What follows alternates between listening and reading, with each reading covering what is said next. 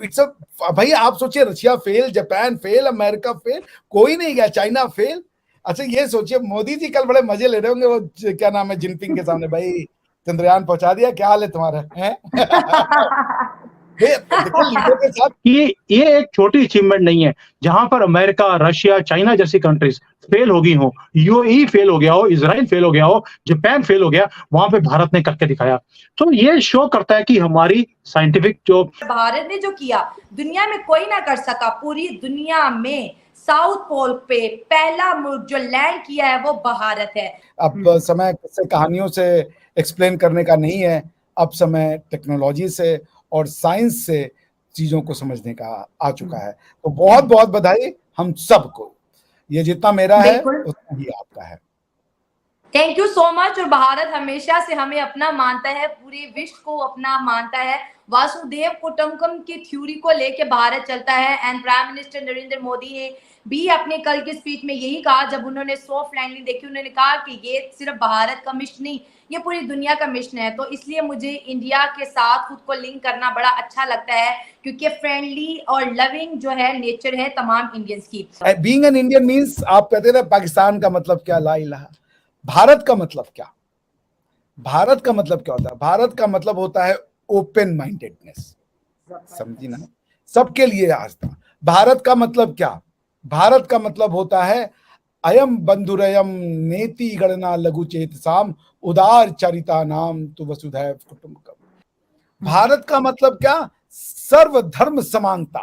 कौन कह सकता है पूरी दुनिया में, मैं ताल ठोक के कहता हूं, चुनौती के साथ, कोई एक बता दिए जो कहे कि सर्वधर्म समान है, सारे रिलीजन एक, कोई नहीं कहता। हम कहते हैं।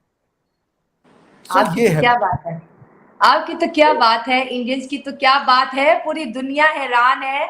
अमेरिका जैसे बड़े बड़े देश, रशिया का लूना 25 क्रैश हुआ, उसका बहुत अफसोस, लेकिन उसके बाद उसने जिस जिंदा दिली से भारत को जो है मुबारकबाद भेजी है, उससे ये भी जाहिर होता है कि इंडिया और रशिया के बीच जो है ताल्लुकात बहुत बेहतर है। भाई क्रेडिट दूंगा एस सोमनाथ साहब को, जो इसरो के चेयरमैन है, श्री सोमनाथ जी।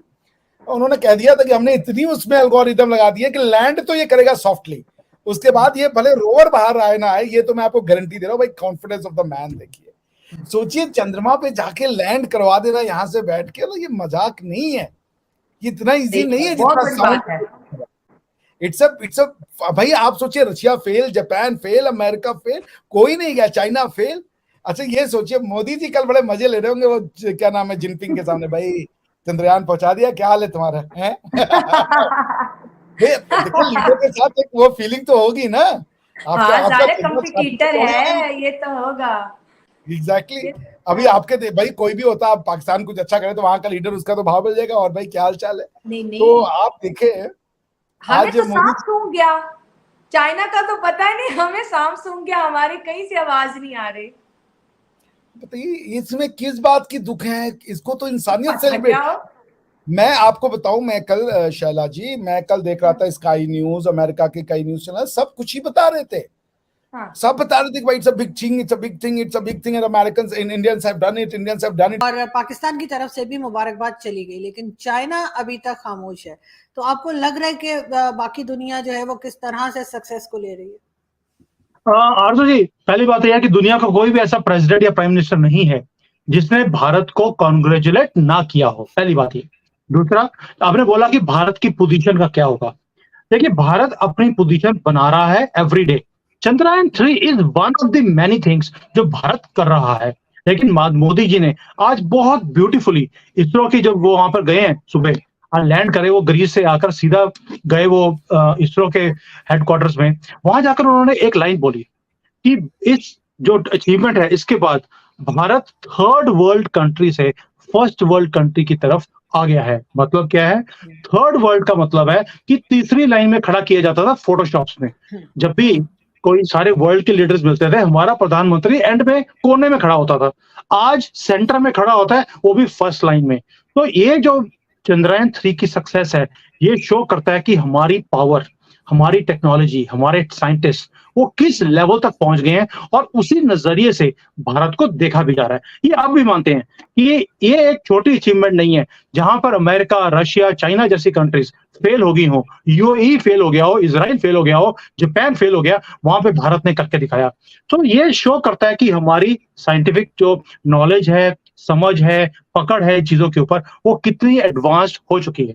सो हमारा जो नाम है वो वाकई में टॉप की कंट्रीज में पहले भी लिया जाता था। जैसे हमारी इकोनॉमी 5 ट्रिलियन की तरफ पहुंचेगी, और पहुंच भी रहे हैं हम लोग। और अब तो अनुमान है कि शायद इस साल हम जर्मनी को भी क्रॉस कर देंगे। क्यों? हमारी इकोनॉमी राइज कर रही है, जर्मनी की डाउन आ रही है, वहां पे रिसेशन है। तो इस साल हम शायद 4th लेवल पे तो इसी साल पहुंच जाएंगे हम लोग, ऐसा अनुमान भी है। तो इस चीज को, ये छोटी अचीवमेंट नहीं है, it's a huge achievement. But अब ये देखिए भारत का लेवल क्या है आज की डेट में। हमने चंद्रयान 3 भेजा है, अभी अभी उसकी मिठाइयां खा के खत्म भी नहीं करी, मुंह में टेस्ट खत्म हुआ नहीं है। हमने चंद्रयान 4 का अनाउंस भी कर दिया कि जॉइंटली हम लोग जापान के साथ मिलकर काम करेंगे। सिंगापुर हमारे साथ जॉइंट वेंचर करने को तैयार है। साउथ कोरिया अब कह रहा है कि हम आपके साथ जॉइंट वेंचर करना चाहते हैं इस स्पेस की एक्सप्लोरेशन के ऊपर। हम तो मतलब मुझे लगता है चंद्रयान 3 अभी रोवर बाहर निकला भी नहीं है, हमने चंद्रयान 4 अनाउंस कर दिया, 5-6 पाइपलाइन में डाल दिए। What is going on? ये ग्लोबल पावर की लैंग्वेज नहीं है तो किसकी है?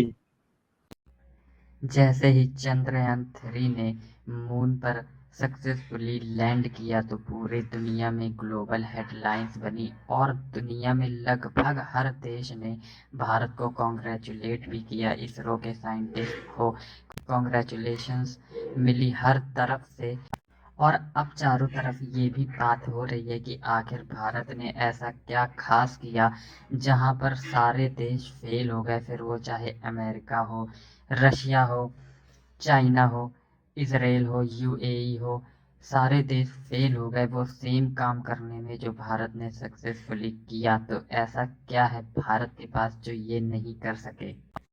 कहने को तो नासा के एस्ट्रोनॉट्स ने 1960 के दशक में ही अपने एस्ट्रोनॉट्स मून की धरती पर उतार दिए थे, लेकिन उसमें फ़र्क ये था कि वो जहाँ पर लैंड हुए थे वो इक्वेटर के पास लैंड हुए थे, और इक्वेटर के पास लैंड करना बहुत ही इजी होता है। साथ ही साथ इक्वेटर से रॉकेट लॉन्च करना भी इजी होता है। लेकिन जैसे ही बात आती है साउथ और नॉर्थ पोल की, तो वहाँ पर सारे जो समीकरण हैं वो बदल जाते हैं। बहुत ही कॉम्प्लेक्स चीज़ बन जाती है किसी भी पोल पर लैंड करना। और भारत ने यही कर कर दिखाया है कि चंद्रमा के साउथ पोल पर सक्सेसफुली सॉफ्ट लैंड किया है, और वहाँ पर अपना प्रज्ञान रोवर भी उतार दिया है। ऐसा करने वाला भारत दुनिया का पहला देश है।